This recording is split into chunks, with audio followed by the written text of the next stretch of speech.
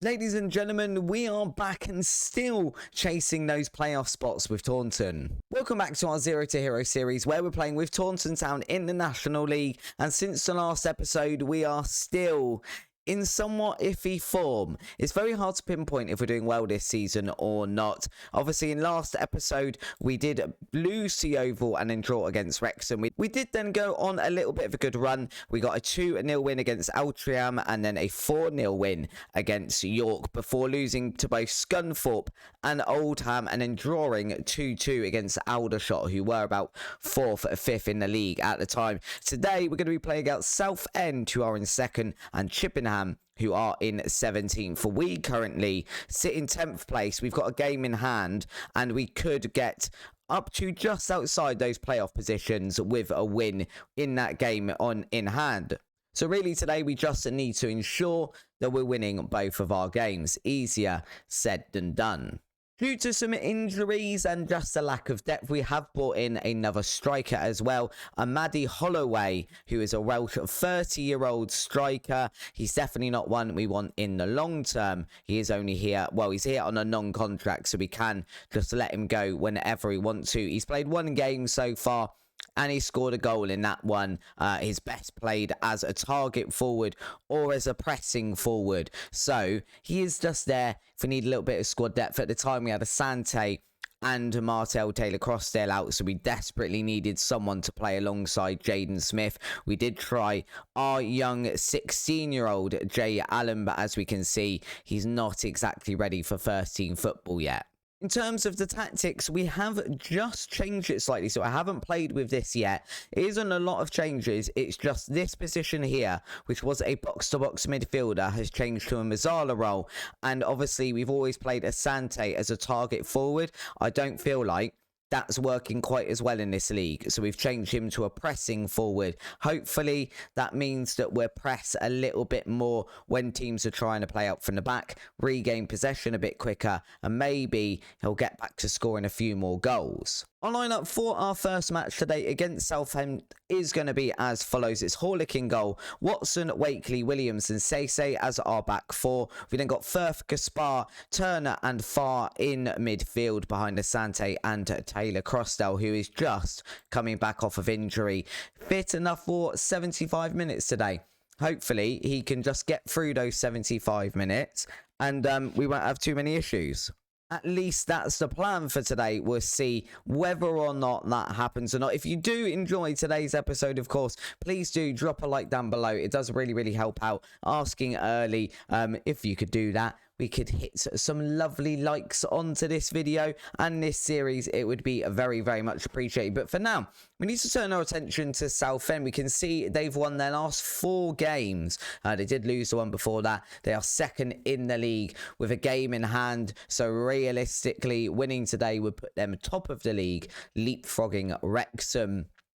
For us, as we mentioned, a win today would put us just outside of those playoff positions. Yes, I have got this on extended highlights again. It kind of works for a personal bit of playing a Football Manager. It doesn't work so long for YouTube because it just makes the episodes really long for you guys, and there's lots of probably needless highlights in there when you play on extended highlights. I don't know how you guys play at home. I prefer playing it when I'm not on YouTube in extended highlights, just because I get a little bit of a better idea of what the team are doing. Gaspar here into Asante. Asante with a shot on goal, but it is just pulled wide. Not going to go and trouble the goalkeeper on this occasion. And the Southend are fully in control of this, really, both in possession and in shots, although we seem to be coming back into this now. I didn't mean to press that. I just wanted to see why I couldn't make a shout. We're going to encourage the team here as we already head towards half time. Really not a lot in the way of highlights in this first half. Again, another reason I play on extended highlights, because you actually get to watch some of the game. Otherwise, you do get games like this, where really there's just not a lot happening. I mean, I guess we take some solace in the fact that we are the team in control. Neither team is really threatening. And do we take a draw against 2nd in the league?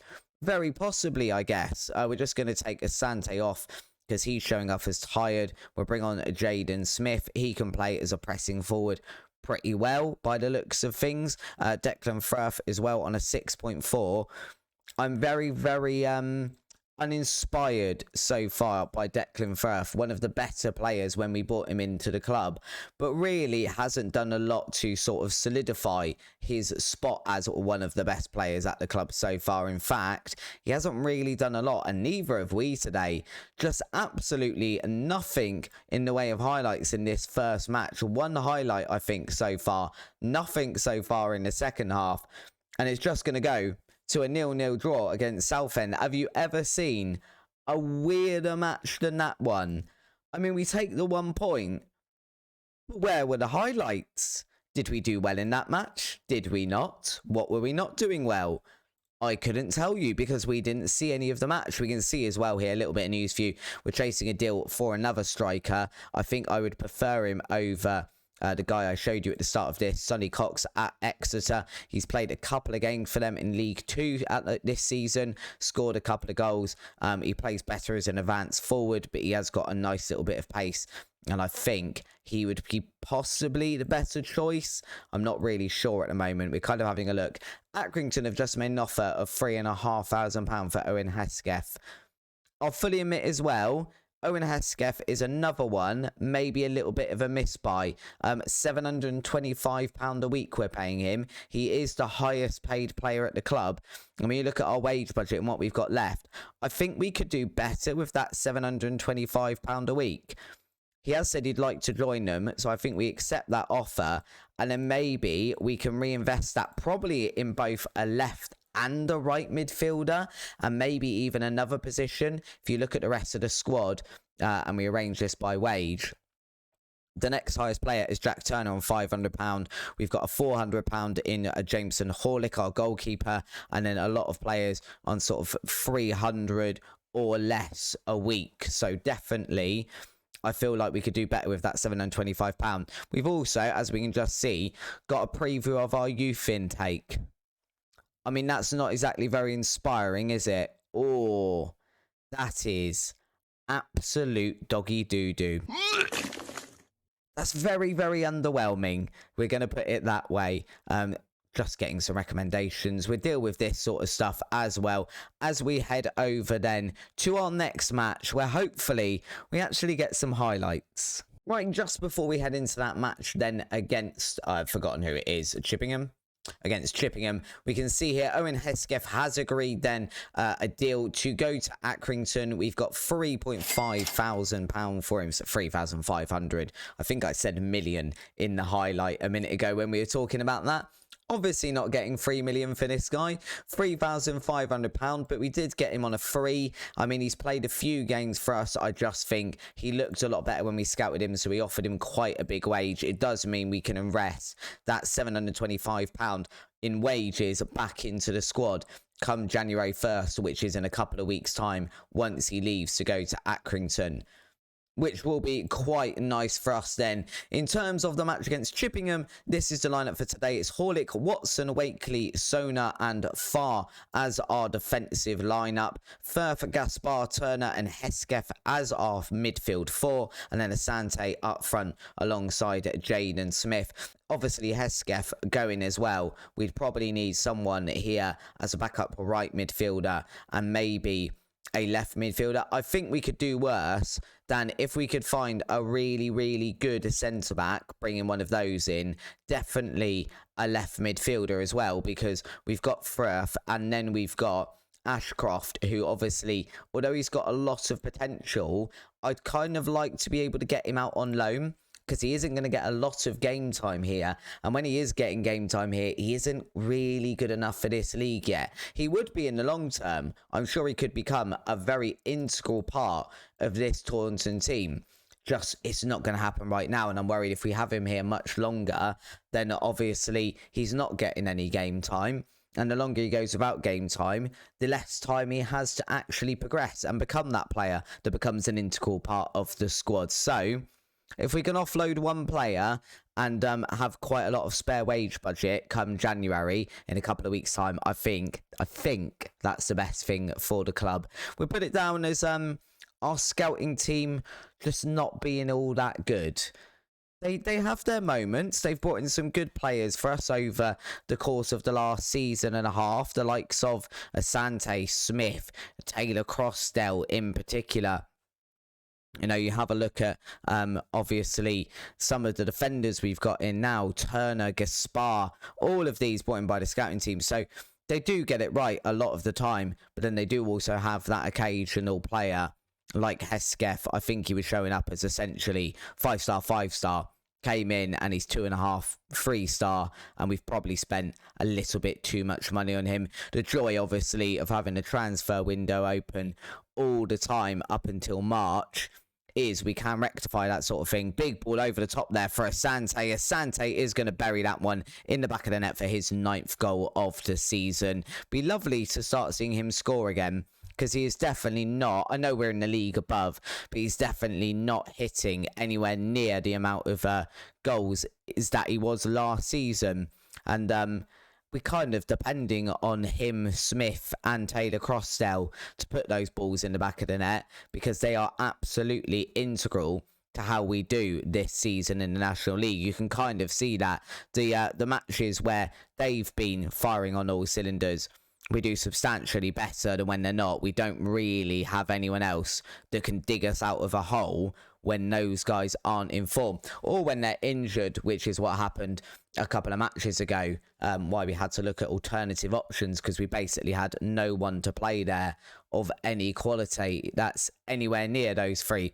Gaspar there trying to regain possession, not quite managing it, but Turner putting his foot in, playing like a proper ball-winning midfielder, winning back the ball. It's kind of what he's meant to do. Jaden Smith now crossing that one into Asante. Couldn't get my words out then. Asante did manage to get his head to it though, but unfortunately not on target. But so far, this is a good performance. Definitely against any team below the mid-table, we are playing well against them. Another ball into Asante there, and that one has snuck in at the far post. I think the goalkeeper actually got a hand to it, but it wasn't enough of a glove to keep the ball out of the back of the net. And maybe this is what Asante needs. A game where he can come on and get himself 2 or 3 goals, fill his boots with confidence, and pad maybe his stats a little bit. And all of a sudden, that will put him back into goal-scoring form. It does mean, even with that match just before this against Scunthorpe, we are back in the playoff positions, which I keep saying, and I'm aware in every episode, but let's temper expectations again. We are a newly promoted side that was a newly promoted side in the league below last season, so this is very, very good. What we have done there, though, is absolutely collapse defensively. Absolutely collapse. I mean, what was Horlick doing? We're blamed the speed of the defenders for this, but why didn't Horlick even dive then?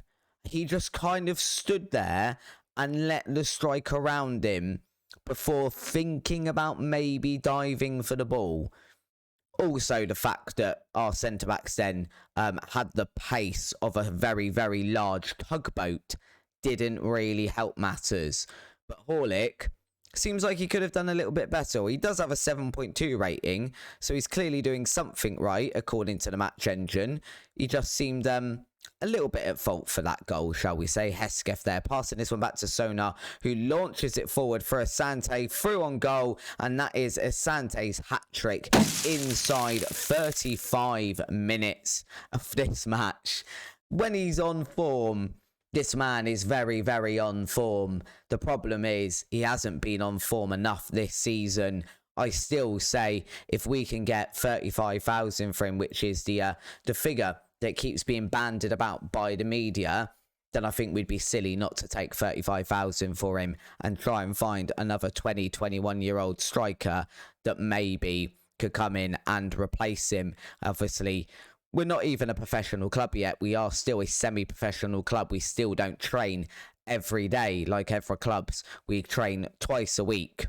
Not even twice a week, really. We're here twice a week, 1 day of training and 1 day of match days at Taunton Town, because we've still got a semi-professional club status. I can't get the board to change that. I have tried. I can't get them to give us a senior affiliate. I have tried. And I can't get them to improve the training facilities. I have tried.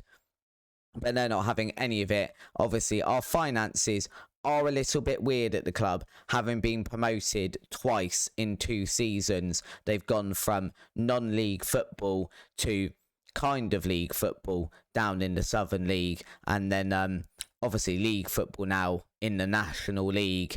But it has all happened very, very fast for Taunton, and as a result, the finances haven't really kept up yet. If we get to the playoffs, we could have a good season and a good cup run and maybe draw a bigger team and all of that stuff, then perhaps we might start being able to build on those things and become a professional outfit and be sustainable for the future. Right now, we just need to worry about winning matches and doing as well as possible. Stuff like that, though, isn't really going to help us. Horlick again there. Could he do better with that one?